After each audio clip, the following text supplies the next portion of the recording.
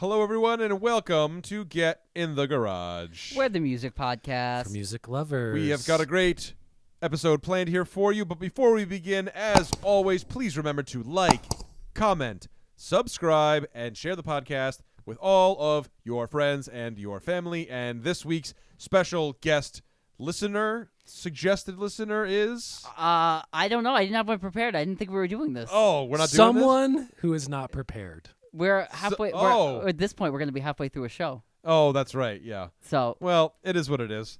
Someone who's not prepared. Someone who's not prepared. Yes. Tell maybe a procrastinator in your life. Oh, yes. Well, I'm right here, Luke. Well. Jeff, would you like to usher us into this? Sure. Today we are discussing a new album. We are reviewing the new Foo Fighters album. It's called But Here We Are. This is their 11th studio album. It is the first studio album since the death of their longtime drummer Taylor Hawkins in spring of 2022. This album is produced by the band, six-piece band, and super producer Greg Kurstin, who has been behind the board of a bunch of albums that we've reviewed as of late. He works with Adele, he works with Pink, he works with Sia, he works with everybody under the sun, it seems like these days. This album is 10 tracks long, is 48 minutes long. I enjoyed this album as a kind of statement after the death of a longtime member of the band. It has some pop sparkle. It has a lot of emotions and heartfelt things on it. I enjoyed this album. What did you guys think about this album? I think this is like classic Foo Fighters sound. The last couple records that they had put out kind of had lost me a little bit. It was kind of, just not my deal and kind of like a little bit of like the same kind of sound. But this kind of, for me, feels rejuvenated. A lot of old school, like 90s Foo Fighters things on here that I've been really enjoying, like touch points. Like Jeff said, I really like that this dealt with the kind of theme of loss and grief, not even from just Taylor Hawkins, but his own Dave Grohl's mother passed away, and so it's reflecting on both of those losses, and I think it themed the record in a way that Foo Fighters really needed a good, like, thematically great record to come out, and I think they really nailed it with this one. I like a lot of the things on it. Not crazy about the production style Foo Fighters chooses to use on a lot of their records, including this one, but the strong sense of songwriting and theme really just added it all together for me, where I thought that was kind of like, not really a big deal. Yeah, I think for me, Foo Fighters was always a band that I wanted to like, and I couldn't quite get to the place where I would say I am a Foo Fighters fan, right? I know the hits, and I enjoy the hits, but I agree with Luke in the way that I think maybe, and we'll get into the weeds a little bit more as we start getting into the track listing, but maybe I think it's a bit of that production style, a bit of the sort of choice that Dave Grohl goes into as far as how he likes to record his vocals, which is sort of this thing that he always does, which is this doubled up vocal style that I think is like you either love it or you hate it, maybe. There's plenty of artists that are known for doing it, but for me that has kind of always been a deterrent.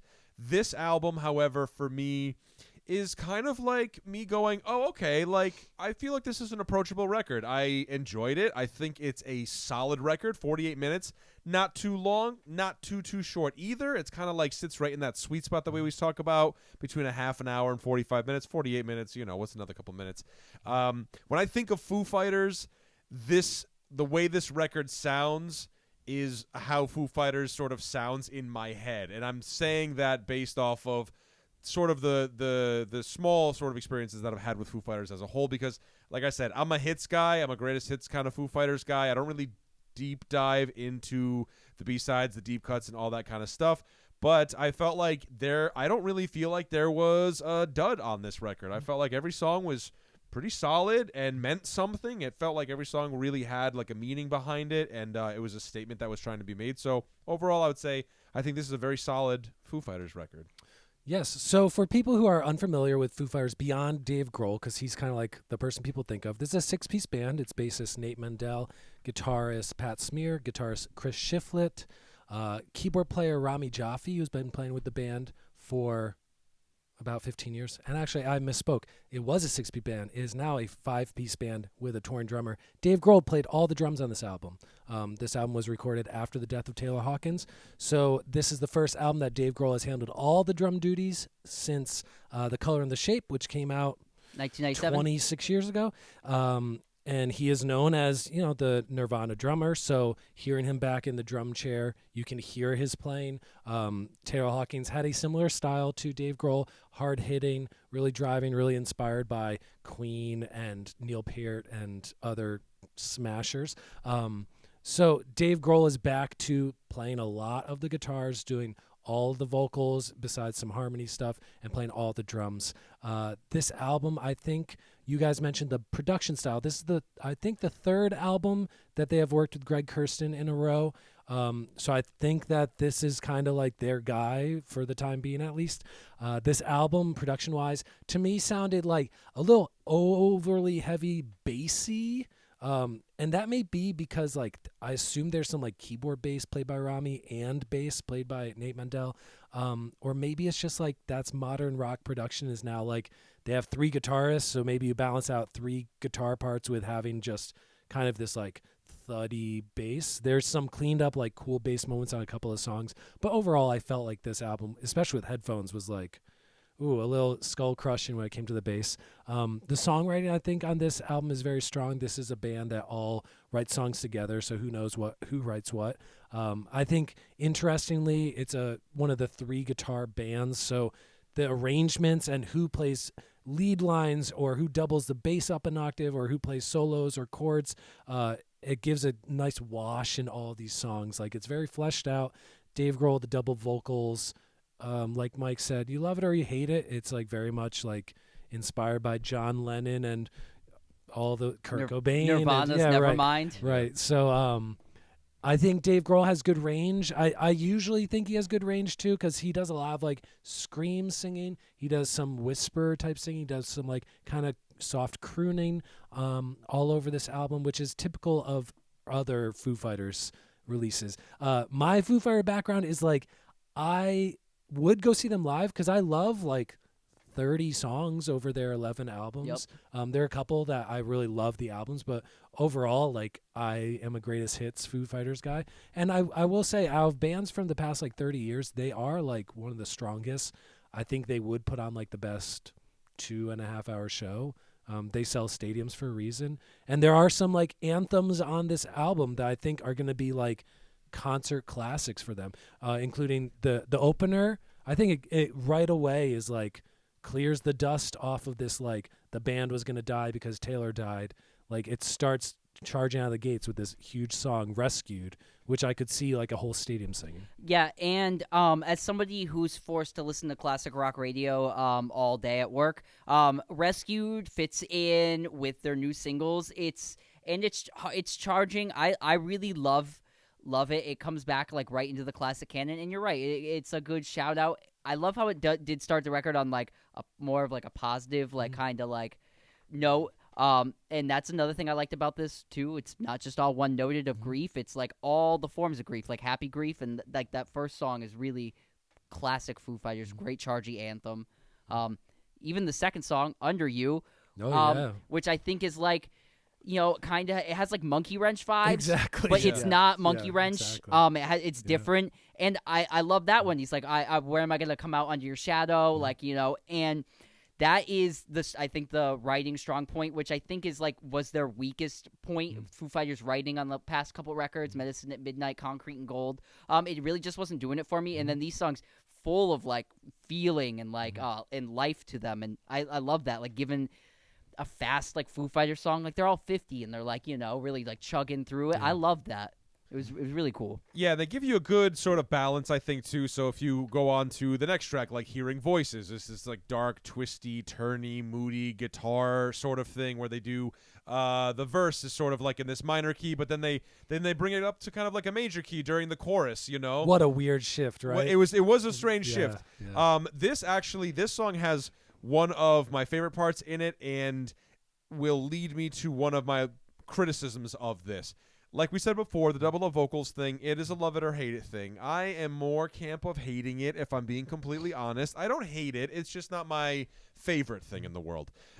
This song, Hearing Voices, ends with sort of this raw vocal in a room with a guitar and a piano, and it's kind of like less processed sounding, and I just loved that, and I felt like that sort of thing, not that exactly, because that's clearly like its kind of own thing, but like in the song The Glass, which I think is a fantastically written song, I think it's a great sounding song, but I found that the doubled up vocal in the verse, not the chorus, because in the chorus it gets a little bit bigger and the doubled up vocal works, right? But in the verse of The Glass, I would have liked maybe just the single vocal take with a little bit more of the room in it, just to give a little bit more sort of vulnerability in the way that the song itself sounds. That's not a knock on the song, because like I said, I think that song is a very, very well-written song, and I do really, really enjoy it. But that's sort of an area where I feel like I have a hard time connecting with it. Some people love it, but with me, it's just I had a hard time with the doubled up vocal work, But in contrast, like the song "The Teacher," he's not doing double up vocals in unison. He's doing it in octaves, and I think in octaves it works better for my ear anyway. Like I like the octave double up vocal, but the unison double up vocal sometimes just gets me a little like. I wanted to ask Jeff. Jeff, what did you think about the epic song "The Teacher" on the later end of this album, which is probably about his mother, who was a teacher? Yeah. So The Teacher, it's a 10-minute prog rock epic. Going into like before this album was even put together, they were thinking of following up Minutes to Midnight with a prog rock album. So it made me think like, were parts of this song suite, which has like multiple sections, were parts of them written with Taylor in the band? Taylor was a singer and a songwriter, so it's possible. I saw as a very appropriate tribute to Taylor Hawkins specifically, because he was such a fan of prog rock music, the Rush, Genesis, Queen's like crazy blown out stuff. So I thought it was like an appropriate send off of like talk about love and grief and loss and how life teaches you to get through certain things. It ends with like these scream sung goodbyes, goodbye, and then all this like digital noise cloud comes in the last 20 seconds. It turns into like a low song, right? Yeah. Is that band that does a lot of that? So I thought it was like very appropriate that it was like, to me, that was like the Taylor eulogy was that song. And then that's the penultimate track. And then the closer, which is the song Rest, was a very clear like eulogy for Virginia Grohl, Dave Grohl's mother. It ends with like the line like, "I'll see you again in the Virginia sun." And another song where starts off lo-fi, vocals, guitar, maybe a little piano. Oh no piano. And then halfway through, this wall of keyboard drone with like kind of a marching snare thing for the last minute and a half. Rest, you can rest now. Rest, you will be safe now. I thought those were the two most like on the nose like tributes to the former member, 22, 23 years in the band or whatever, and the supportive mother who was like behind this rock and roll dream. Musically, for that 10-minute song, I'm not a prog rock guy, so it's like, well, I can see the Wall, Pink Floyd elements of this. I can see the Genesis stuff. I can see the Rush stuff. I can appreciate it, and I like elements of it. But like, you tell me we're about to throw on a 10-minute prog rock song, I'm like, okay. But I actually did like it, because I did like the 3-minute section, and then the minute in the center where things were like cascading, and this like jo, like the hits were like separated. It has this like dreamy middle part. I mean, I almost wish it's all over the place, but in the appropriate way, I guess. Right. I wish they would have. My only thing is, I wish they would maybe put it earlier in the album. Maybe like 7. Maybe? Challenge the listener a little bit. Yeah. Put it like track 4, man. Like really, you know what I'm saying though? Like really challenge, because I think it was such a great song. Yeah. And like the two very poignant pieces, they fit great on the album end. Like let's not get it twisted. That's still a great spot on the album, but. I'm here. I'm like, or give me the teacher as the album opener, like rip it. You know what I'm saying? Oh yeah, like a side one. Just Because get I was right like, into it. this is really cool, and for a Foo Fighters song, like Foo Fighters really aren't ripping out like 10-minuters all the time. Yeah. So it was like for me, I was like, oh, this is very interesting to me, and I kind of liked. I wanted to like I could have put it seen it earlier. as if we're reordering track listings or whatever. Like maybe if you just slotted the teacher after the glass, yes, close that side, and then open the next side with the kind of danciest, funkiest song, Nothing at All, which has the like funk guitar stabs and stuff.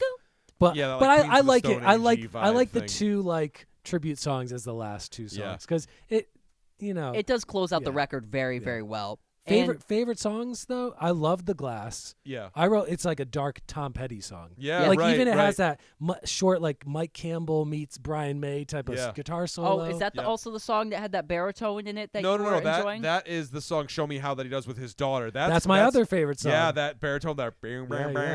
Which is Pat Smear usually doing the baritone stuff. Yeah. Show Me How. I loved the tone of his daughter's voice with his voice. Violet Grohl, yes. Yeah. So great. And the interweaving harmonies and Yeah. I'm like, super cool. I'm like, do this more. Even if her voice Yeah. is like more of an understated part of the song, that's Yeah. like you can't really Yeah. do it. It It sounded was like Billie great. Eilish meets Garbage. Yeah. Because it has this Yeah. like super sick drum beat the whole time. Yes. But it's like these waves of kind of chorused out, almost like surf guitar, like washes of. Yeah, I love the tone of that Yeah. guitar too, especially towards the beginning Yeah. of that. That's Super another cool. one though too, where I think the double up vocal sounds so cool because it's Because you have a the harmony two of going. because it's yeah. the two of them together and yeah. But I Yeah. thought that was just such a great song too, just to have the father and the daughter singing together.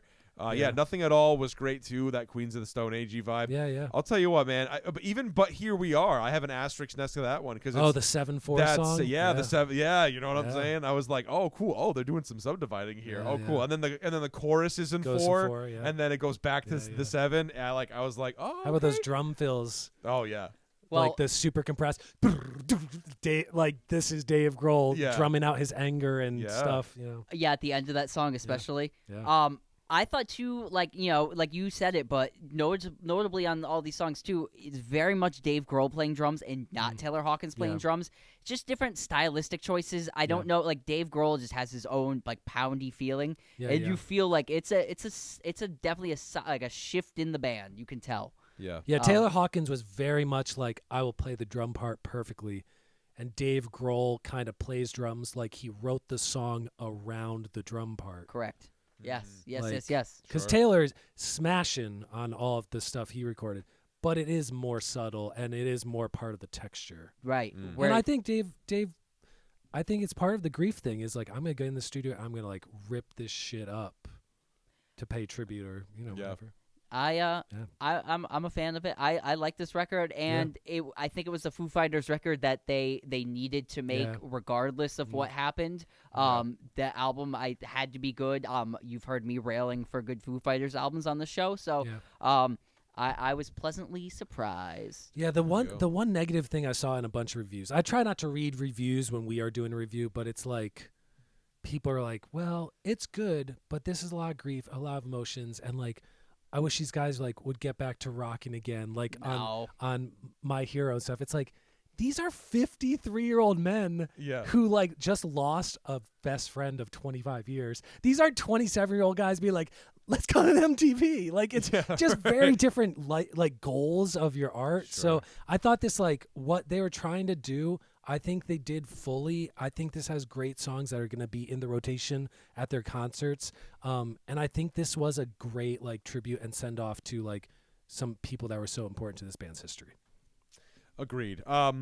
Ratings. How do we Ratings. feel? How do we feel? I'm gonna go that this is a 7.5 for me. Really solid. Again, like just it's not my favorite production style. Wish there was more air in the room. Much more fan of Butch Vig, wasting light. From 2011, but I'm here for it. The songwriting content is the best they've done since Wasting Light, so I'm here for this all day. 7.5. I love this record. Great modern rock Foo Fighters. Yeah, I'm going to go with Luke, too. I'm going to give this a 7.5. I think with the exception of the last 2 tracks, this record kind of sounds to me like the Foo Fighters just released a best of of songs that have never been released before. Like, I think everyone's a heavy hitter. You know, the double up vocal, like I said, not totally my flavor, but I don't think that takes away from their songwriting, like on the whole. And 7.5 for me. I'm going to say this is a 8.5 for me. Yeah. I really enjoyed it. It is not a super fun listen, but there are some songs that have a lot of light. And if you want to listen to a band like working through their emotions and like coming to terms with how are we going to proceed, like I think this is a great overall statement. Well, there you have it, folks. Were we right? Were we wrong? How do you feel? Let us know in the comments below. And then, as always, don't forget to like and comment and subscribe. Rate us on all that stuff. We'll see you next time. Bye, guys.